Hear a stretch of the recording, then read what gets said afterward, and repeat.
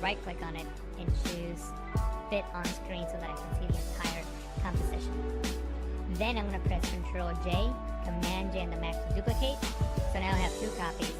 I'm going to disable the one on the top by clicking on this eye icon, and the one on the bottom here, I'm going to clip to the shape below it. So with that layer selected, I'm going to press Ctrl Alt G, Command Option G on the Mac. Then I'm going to enable the layer right above that, and I'm just going to make a selection around the snow border. So I'm going to click on the quick selection tool, and I'm simply going to click and drag around her. Now you don't have to be very precise at this moment. You can just click and drag, and we'll worry about the details later. So we're just going to select her as quick as we can. So I'm just clicking and dragging, and notice that my selection is not very accurate. You shouldn't spend too much time at this moment. If you select an area like this part here that is obviously not going to be part of the selection, I'm going to hold Alt, Option on the Mac, click and drag just to refine that selection just a little bit more.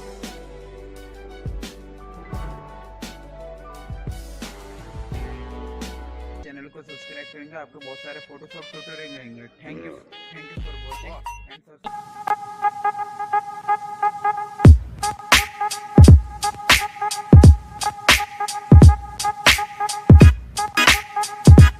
You can find the links to these images right below this video in the description. We're going to start out with these two layers, the photo frame back here. We can of course create a options panel on this drop down. Click on one corner, and click on the next. Hold the space bar, pan down, click on the bottom right corner, and then click on the bottom left corner. I'm going to hold the space bar again, click and drag, and up. Now the color of the shape really doesn't matter, so I'm just going to make it red just so that you can see it. There it is, red. What I'm going to do now is enable the layer of the snow border. I'm going to click and drag her up to the top of the layers panel. And I'm also going to double tap here on the zoom tool just so we can see the image at 100%. And actually, now that I'm looking at it at 100%, I'm actually going to right click on it and choose fit on screen so that I can see the entire composition. Then I'm going to press Ctrl J, Command J on the Mac to duplicate. So now I have two copies. I'm going to disable the one on the top by clicking on this eye icon, and the one on the bottom here, I'm going to clip to the shape below it. So with that layer selected, I'm going to press Ctrl Alt G, Command Option G on the Mac. Then I'm going to enable the layer right above that, and I'm just going to make a selection around the snow border. So I'm going to click on the quick selection tool, and I'm simply going to click and drag around her. Now you don't have to be very precise at this moment. You can just click and drag, and we'll worry about the details later. So we're just going to select her as quick as we can. So I'm just clicking and dragging, and notice that my selection is not very accurate. You shouldn't spend too much time at this moment. If you select an area like this part here that is obviously not going to be part of the selection, I'm going to hold Alt, Option on the Mac, click and drag just to refine that selection just a little bit more.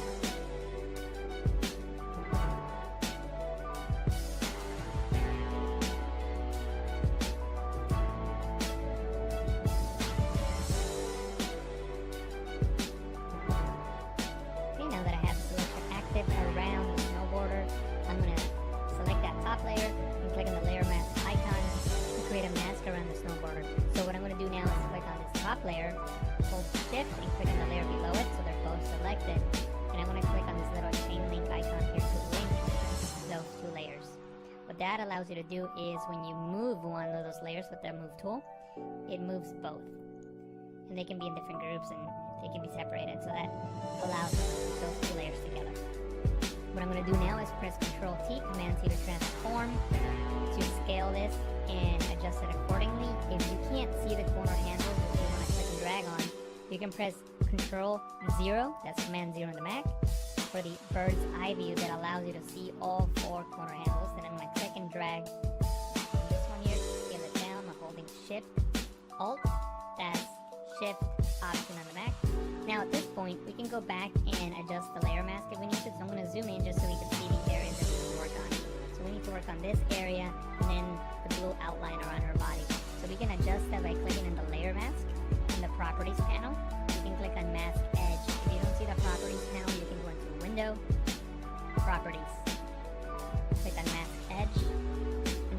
shift edge with a negative value, and hopefully we'll get a better selection. Now, I didn't do that good of a job here, so I'm just gonna leave it like this for now, and then I can come back with the brush tool and fix that in a moment. So I'm gonna press OK, click on the brush tool, paint with white in areas that I want to keep. So I'm just gonna get rid of the sky here.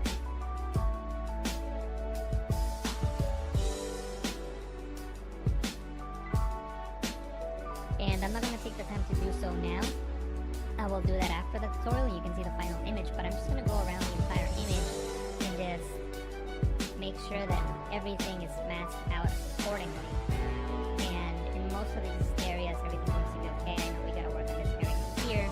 Like I said, I'll do that after I'm done with the tutorial, and you can see my final result. But for now, we'll just leave it as is. I'm going to press V on the keyboard, right click, and choose screen.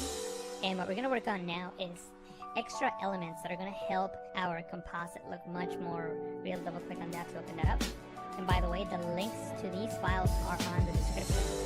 You have to download them from Adobe stock. They're not free, but you can use a watermark preview to practice on. So I would recommend you doing that just so that you can have a way to practice and learn. So the first thing I got to do is get rid of the shovel. I'm going to click on the lasso tool. I'm going to make a selection around the shovel. And as you can see, it's not very accurate. It's okay. Then I can hold Shift and Backspace, or you can go into Edit, Fill to bring up the Fill menu. Under Contents, choose Content Aware and press OK. And Photoshop will fill in those pixels and make the shovel disappear. I'm going to press Ctrl D, Command D on the Mac to deselect. And this is what we're going to work with. The first thing that we need to do is mask out the snow from the ground.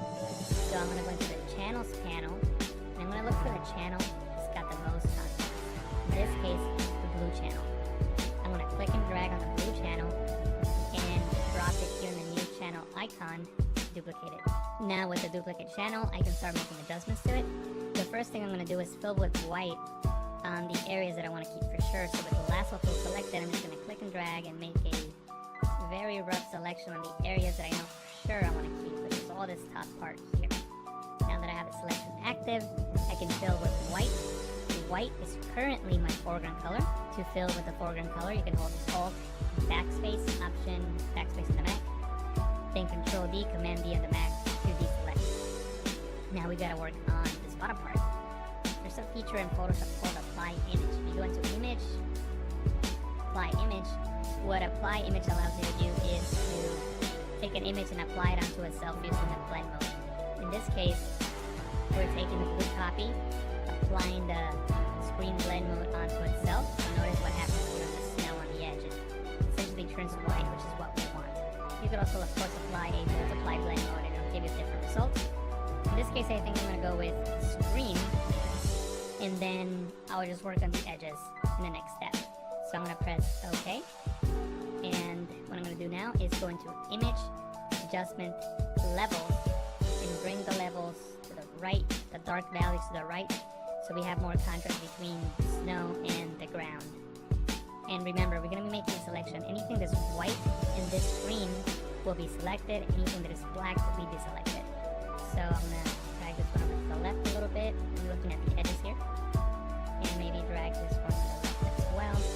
And press OK.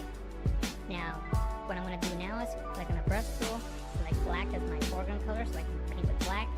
I'm going to increase the size of my brush by clicking on the right bracket key on the keyboard, and I'm just going to paint with black.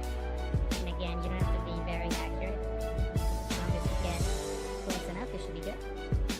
And I'm just painting these pixels away, which represent floor. And once again, I'm going to go to Image, Adjustment, Levels, and darken up some of the darker pixels and brighten up from the layer.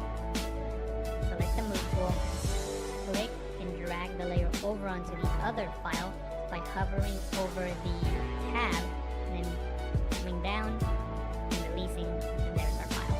It's a really big layer, so we're going to need to scale it down. Control T, Command T on the Mac to transform. We can't see the corner handles, so I'm going to press Control 0, Command 0 on the Mac. There's the corner handles, And now I'm going to adjust them accordingly. I'm holding shift as I'm clicking on these corner handles to keep the file constrained. The angle's not really matching my scene, so I'm going to right click on it and choose flip horizontal. And from here I can match the scene a little bit better, and I can even distort it if I want to. Maybe right click on it and choose distort just to get a better perspective of the scene that we're working with. Maybe something like this. And press enter when you're done. Now that we have this file in place, I'm going to press V on the keyboard, right click, fit to screen. Then I'm going to press V on the keyboard to get the move tool, and maybe I can move it around if I need to. And I'm going to click on the new group icon to create a new group. I'm going to click and drag this snow layer in there. I'm going to collapse it, and now it's in that group. Next, I'm going to hold Alt, Option on the Mac, and click on the layer mask icon to create a black layer mask which hides everything. Then, with the brush tool, I can paint with white on this layer mask to start revealing some of that snow. So I'm going to use the bracket keys on the keyboard as I work to increase and decrease the size of my brush. So I'm just painting with white and bringing in some of that snow.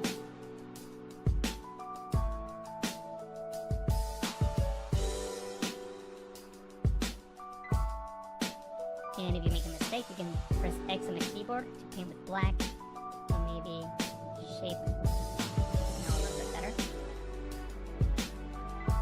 Maybe something like that. What we're going to do now is work with different elements. So I'm going to open up the libraries panel, and I'm going to open up this file here, which is these snow elements that were also downloaded from Adobe Stock.